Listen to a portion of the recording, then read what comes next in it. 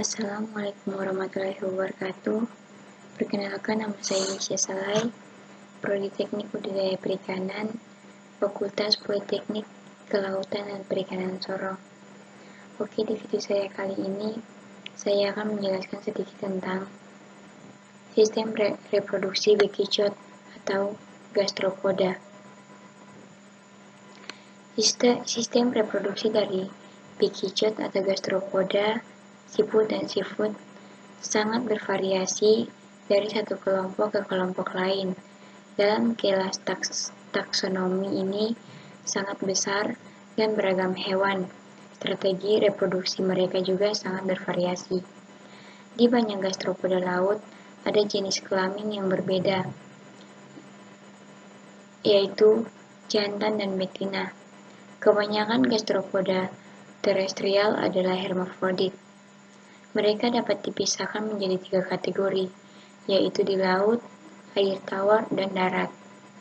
Reproduksi di lingkungan laut atau air tawar membuat sperma menjadi telur lebih mudah bagi gastropoda.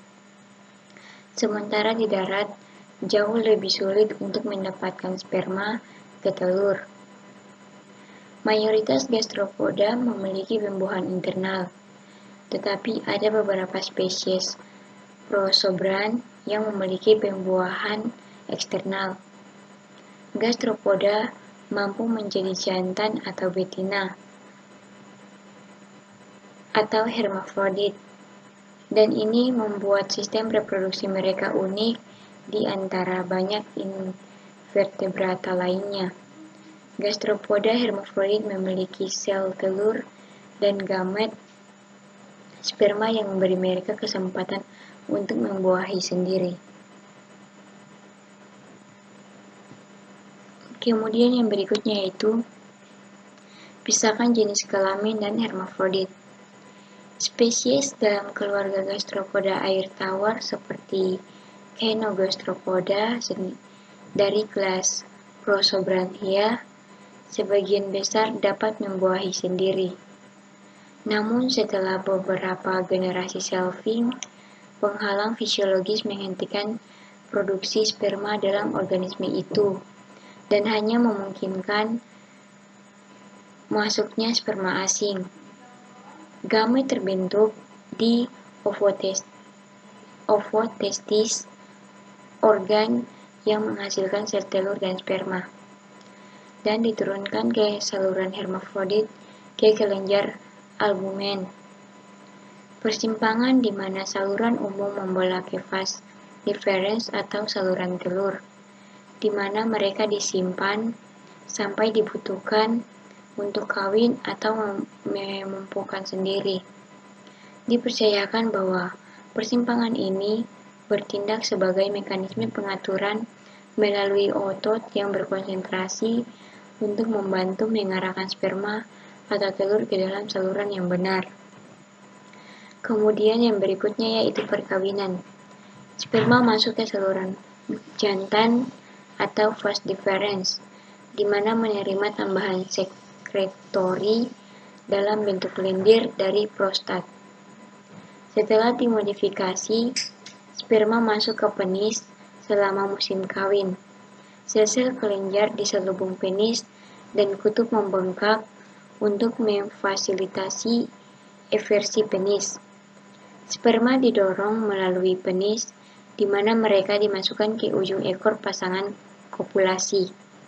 Di dalam siput pasangan, setelah pembuahan dari sperma asing, telur masuk ke kelenjar albumen, di mana mereka dilapisi lendir yang membentuk kapsul telur. Kemudian yang berikutnya yaitu selfie. Nah, telur dilepaskan segera sebelum oviposisi. Berbeda dengan spesies gastropoda darat, di mana pembuahan terjadi di kantong pembuahan. Pembuahan pada spesies air tawar terjadi di ujung bawah saluran hermafrodit, dekat persimpangan. Sperma disimpan ke dalam bursa copulatrix yang membuka ke dalam vagina. Sel telur kemudian masuk ke kelenjar albumen untuk mendapatkan lapisan lendir pada nutrisi yang berfungsi untuk membentuk kapsul telur. Kemudian yang berikutnya yaitu struktur kelamin jantan. Diprostas ditemukan dalam tubulus mantel dan penis, keduanya terhubung ke gonaduk tersebut yang terhubung ke testis atau menghasilkan sperma. Nah, saat berhubungan seks, sperma bergerak di sepanjang tabung mantel, di mana cairan mani mengisi tabung mantel dan keluar dari tubuh melalui penis dan memasuki gonopore betina. Yang berikutnya, struktur reproduksi tambahan termasuk anatomi gastropoda. Kemudian yang berikutnya, vas deferens. Ditemukan menempel pada penis dan prostat dan membantu pergerakan sperma dari prostat ke penis. Kemudian kantung panah. Kantung panah ini membantu jantan menggenggam betina saat berhubungan seks. Tidak ditemukan di semua gastropoda. Kemudian yang berikutnya yaitu struktur kelamin betina. Nah, betina memiliki gonopori yang terhubung ke wadah mani. D. gonopore bertindak sebagai pembukaan melalui mana telur disimpan. Pembukaan mengarah ke tubulus mantel, di mana telur mengalir dari saluran telur dan ovarium. Tubulus mantel menghasilkan 3 hal.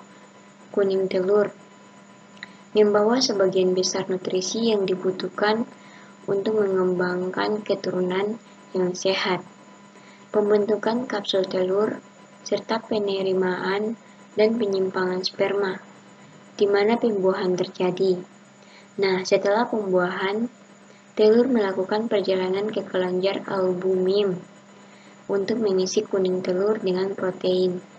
Dan terakhir, telur bergerak melalui kelenjar kapsul yang melapisi telur dengan jeli pelindung.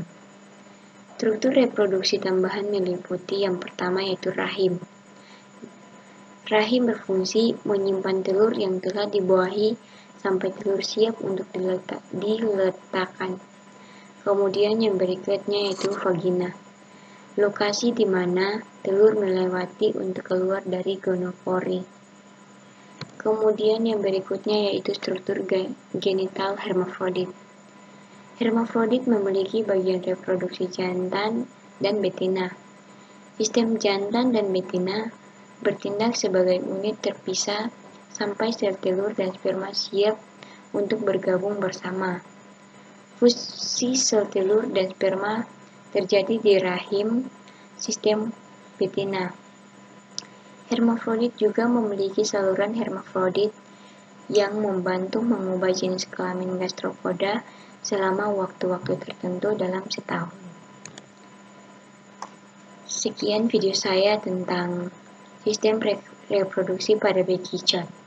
Sekian dan terima kasih.